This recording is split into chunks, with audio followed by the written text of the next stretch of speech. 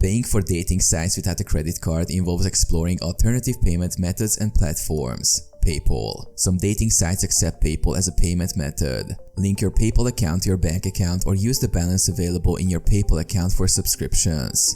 Gift cards. Look for dating sites that accept gift cards from major retailers. Purchase a prepaid gift card from a store and use its details to make payments on the dating platform. Mobile payments. Check if the dating site supports mobile payment options like Google Play or Apple Pay. Link your bank account or use available funds in these mobile payment apps to pay for subscriptions. Cryptocurrency. Certain dating sites may accept cryptocurrency payments like Bitcoin. If you have cryptocurrency holdings, check if the platform supports this payment method.